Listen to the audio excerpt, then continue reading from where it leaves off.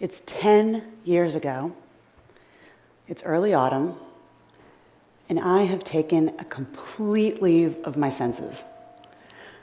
I've been watching the news at this point for what feels like 24 hours a day for weeks, and a fire has been lit inside me. I'm packing my car to go someplace where I have no idea what to expect.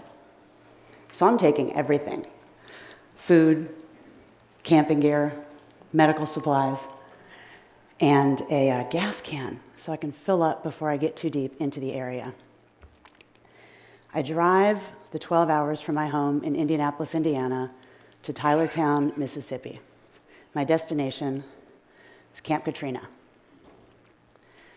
When it was all said and done, about 600,000 volunteers made their way to the Gulf to help the victims of Katrina. Most of them went to rescue people. Me, I went to rescue animals.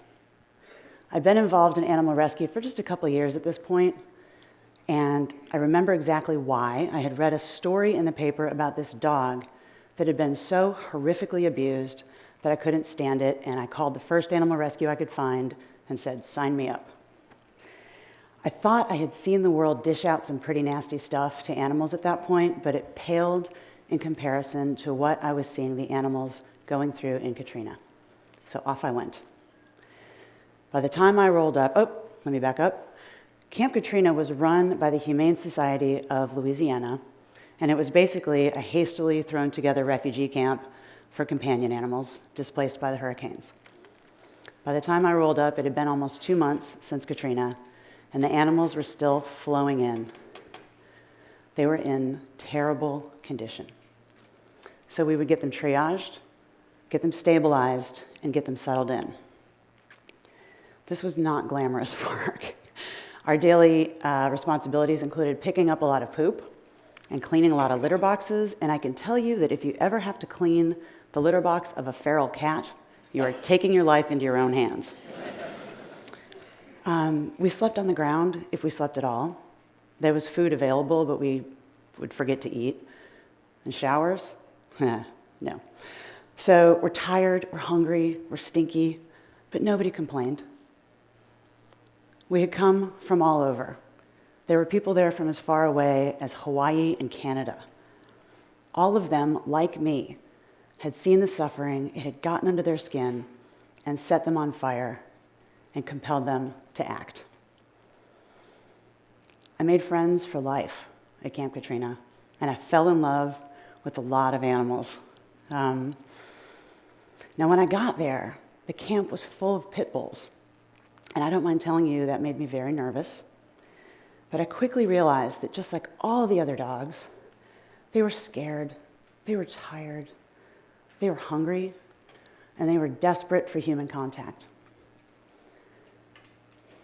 There would be this moment a couple days after we had an animal, especially with the dogs, where you could see this light bulb go on, and you could see them figure out that they were going to be okay.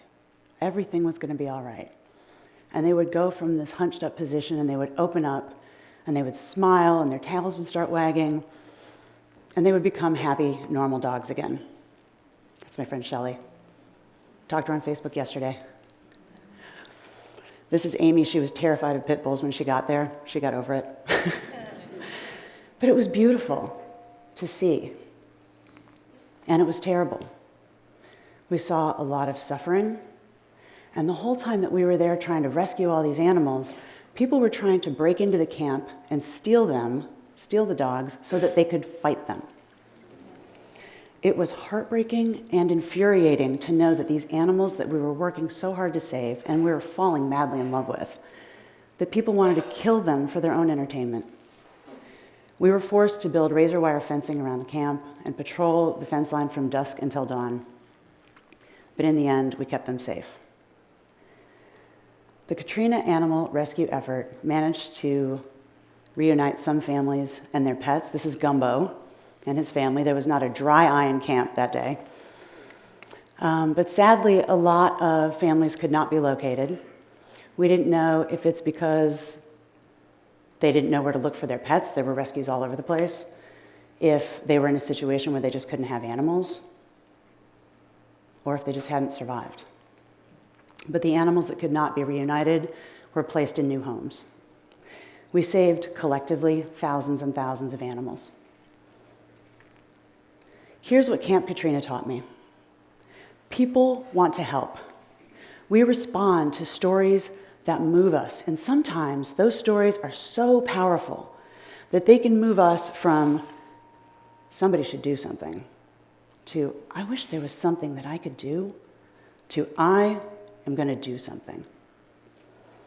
Years later, I attended the conference on service and volunteering in New Orleans, and like me, a lot of the people there had been on the ground for Katrina. We were in the shadow of the Superdome, reliving all of those memories, the good ones and the terrible ones. And what was amazing was that the people of Louisiana showed up.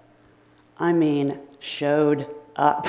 Like high school marching bands, politicians, lots of celebrities, and they kept coming and coming to say thank you. Through everything that they had suffered, it was important to them to tell us that what we had done was meaningful. It took my breath away. And I realized that while I had gone down because I wanted to help animals, I actually ended up helping people too. Animal rescue volunteers do more than move cats and dogs. We help people, sometimes in very surprising ways. My friends Tim and Donna adopted Sally, and she is such a spectacular creature that she inspired them to start a rescue that they called Bad Rap. That was 16 years ago, and they've been volunteering their time ever since. Today, they are thought leaders in the world of animal welfare. They were instrumental in helping rescue the Vic dogs, and in the process, they changed the way that the legal system views canine victims of dogfighting. Because of this, a number of the Vic dogs were able to be adopted into loving homes. That's Tim and Donna and 5 of the dogs. Yeah, pretty scary, right? And some of those dogs even went on to become certified therapy dogs. This is Leo, who worked with a group called Our Pack.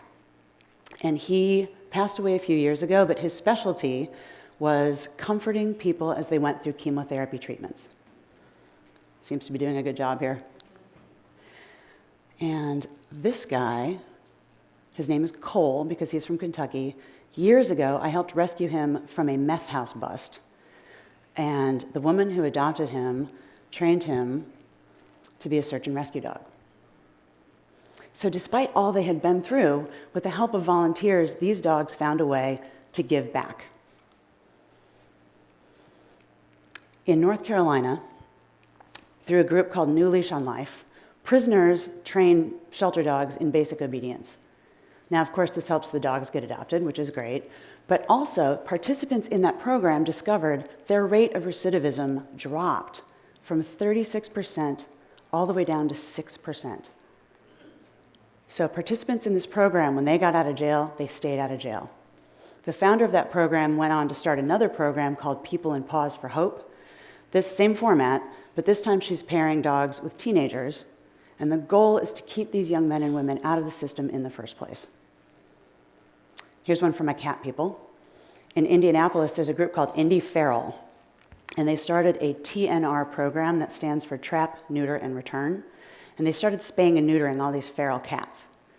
Well, a few years later, the city noticed that the number of stray cats coming into the shelter had dropped dramatically. That reduces the burden on the shelter. So they did some quick math, and they figured out that over the period of time that they've been doing this program, the volunteers of Indy Feral had saved Indianapolis taxpayers almost $300,000. Not bad. Other advocates are fighting for anti-tethering legislation, and what that does is it prevents people from leaving their dogs chained up 24/7. I think it's fair to assume that this is largely motivated for concern for the welfare of the dogs, but it has the important side effect of enhancing public safety. Because no matter what you've heard about which dogs bite or why dogs bite, chained dogs are 3 times more likely to bite than other dogs. So if you get dogs off chains, you reduce dog bites. That idea has caught fire, and we're seeing anti-tethering ordinances being implemented all over the country, leading to safer communities. I think it's fair to assume that most, if not all, of the people who did these things at some point had an experience or read a story that moved them to I will. And their efforts, because they like to see cats and dogs getting the care that they need, have significant benefit for their communities. So we've looked at animal rescue as a lens into volunteerism, but you say, what if I'm not into animal rescue? Fear not, good citizens, because volunteering of all kinds is great for you and it's great for the community. People who volunteer are less likely to suffer ill health later in life. Seniors in particular receive both physical and mental health benefits. Cities or states with high rates of volunteers have lower mortality and lower rates of heart disease. And communities with a lot of volunteers are more civically healthy. That means those people are more likely to vote. Those people are more likely to go out and fix whatever needs to be fixed in their community because they know they can. Those communities are more connected and more vibrant. Sounds good so far, right? 1 in 4 of us gives about 2 hours a week volunteering. Doesn't sound like much, but it adds up. In 2013, 62 million volunteers gave this country 7.7 billion hours of service. The value of that service is $173 billion. Volunteers gave this country $173 billion worth of their time. If you pay taxes, you might want to go hug a volunteer.